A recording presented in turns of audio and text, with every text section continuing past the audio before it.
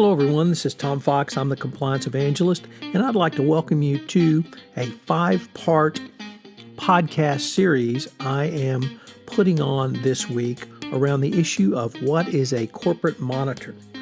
This podcast series is sponsored by Affiliated Monitors, which was founded in 2004 and provides independent integrity monitoring and ethics and compliance assessments nationally and internationally across all industries. With its knowledge of effective ethics and compliance programs and cultures, Affiliated Monitors is respected for its work as the corporate monitors on matters ranging from multinational corporations to small and mid-sized companies and even individuals. Having served in over 700 monitorships, no one has more experience as an independent monitor than the team at Affiliated Monitors.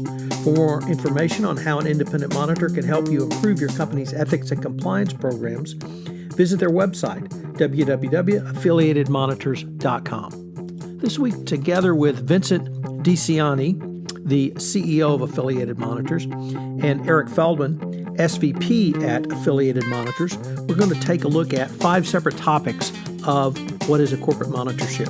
We're going to start with that topic, then move to what is a post-resolution corporate monitorship, then consider what is a pre-settlement monitorship.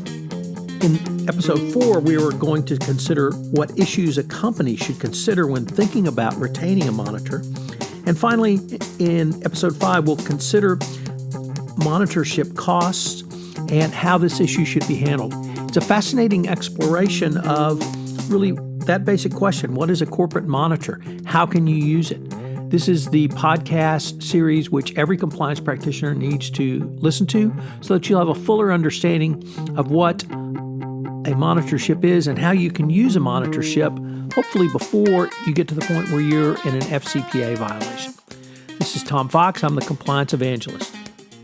This special 5-part episode of What is a Corporate Monitor is a part of the Compliance Podcast Network.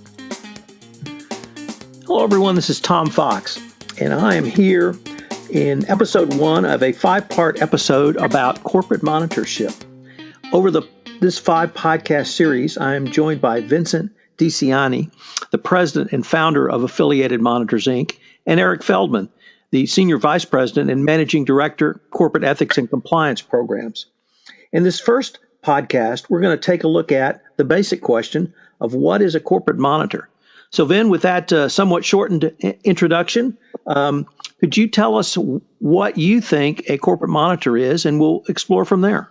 Sure. So a corporate monitor, if you had to define, sort of the characteristics of a corporate monitor, it would be an individual or a team of individuals that are independent of an entity that is subject to the monitoring, that bring a level of expertise, perhaps in the subject matter that has to be overseen, and an ability to sort of dive as deeply as required of the monitorship to determine whether or not the entity that's being monitored is fulfilling whatever requirements there are of the monitor.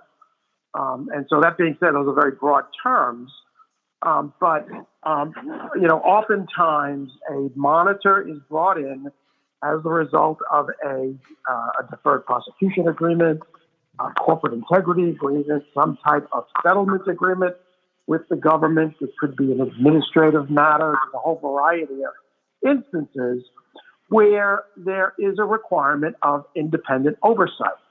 And that's where the independent monitor model comes from, and that's where the requirements for the monitor sort of are defined. So, can anybody be a monitor? I suppose. But what we have learned over the course of the 14 years that Affiliated Monitors has been in business is that it does take a level of expertise in learning how to be a monitor, and what the requirements are, staying within the sort of the 4 corners of the document that is the agreement that requires the monitor, and then providing the kind of independent oversight that has integrity, that has depth, that has, a validity to it in terms of methodology and, the approach to the monitorship. All of those sort of concepts, I think, wrap around this idea of what a corporate monitor is. Tom, if you have other specific questions, I'll go beyond that. But I think that's sort of a general concept of what a monitor is. Well, Vin, in my corporate and professional experience, I really saw monitors come to the fore in the early to mid 2000s. But I was wondering, in terms of independent and oversight, who does the monitor report to and or work with? Yeah, that's a great question. So generally, in a corporate monitoring setting, and again, we'll use that term, it could apply to individuals that are being monitored, but we'll use it corporately. The engagement is through, as I said, either a deferred prosecution agreement, settlement agreement, or what have you, that has led to the requirement of the monitor. So in effect, there is a document that is between a government agency generally and an entity. It could be a business, it could even be a government entity. But there is an agreement in place between those two groups, government and then the entity to be monitored. Within that agreement, there is it's spelled out that as part of the settlement, there will be a monitor in place. In the agreement, typically, well-designed settlement or deferred prosecution agreement, it will identify that the monitor is reporting to the government agency. So, in effect, you are, as the monitor, you're reporting to the government agency. However, traditionally, and this is sort of well-defined now, the monitor is paid for by the entity that is being monitored.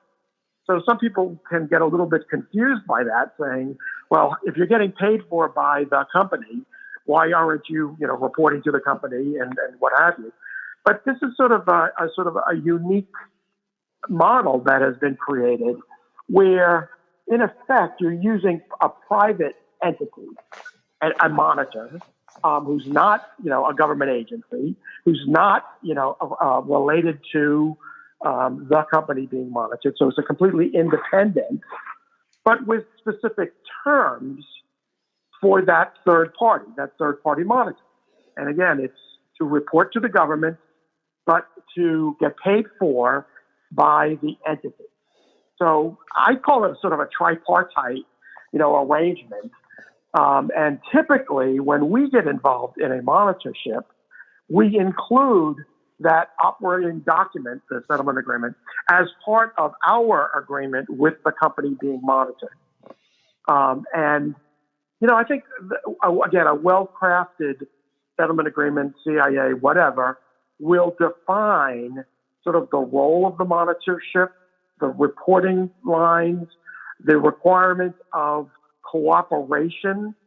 It'll define what happens in an instance where there isn't cooperation, or when, the monitor comes up with something that perhaps is another problem that has been identified, or something that's very positive that the government should know about in the monitor report. But that's all typically spelled out within the monitoring agreement. So it's a long way of saying, Tom, the monitor reports to the government, but is getting paid for by the entity that's required to have a monitor. Vin, you also mentioned the need to be a subject matter expert. In terms of what subject that is, does it include the law? Does it include the industry? Does it include sort of an understanding of corporate businesses? How would you describe the subject matter expert requirement? The way monitorships have expanded, since the 2000s, as you noted, monitoring is now utilized in many different industries. So it might be financial services, it might be construction, it might be healthcare, it could be any other things, environmental. And so within each of those industries, The monitorship, will require that there's some specific knowledge and or practice within an industry that has to be looked at. So for example, most people are familiar now with FCPAs, right? And the financial, accounting requirements for, maintaining, controls over cash and those kinds of things. And so in that type of instance, there would be some requirement of an expertise in accounting, right? And accounting controls. We monitor in the healthcare space, and sometimes, you're monitoring a company that provides X-ray services, and maybe they do faulty X-rays or something like that. So you need that level of expertise within the industry and then the subject matter that is being looked at. So, sometimes monitorships can be very broad. And so you're looking more generally at maybe compliance and ethics programs and those kinds of things. But oftentimes, when you get into specific agencies that oversee certain industries, there's much more of a need in, sort of specific subject areas. So for us as a monitoring company, we've done at this point close to 700 monitorships in all sorts of industries. Each one is very different. And again, sometimes we have to bring on board, sometimes it is an attorney that has a subject matter knowledge of, maritime law or something like that. Other times it is a specialty, field, a civil engineer or electronic specialist. So it depends on what the requirements are of the monitorship, Tom, that would sort of define sort of the subject matter area and whether or not a subject matter expert would have to be part of a team of monitors. Well, Vin, unfortunately, we're near the end of our time, but I've been visiting with Vincent DiCianni. He is the president and founder of Affiliated Monitors. We've been discussing what is a corporate monitor. Vin, I look forward to continuing the discussion. This is Tom Fox again. I hope you have enjoyed this exploration of what is a corporate monitor. I hope you join us again for another episode. If you have any questions, you can reach me at tfox@tfoxlaw.com. If you have any questions around what is a corporate monitor, please check out Affiliated Monitors website, www.affiliatedmonitors.com. Thanks again for listening.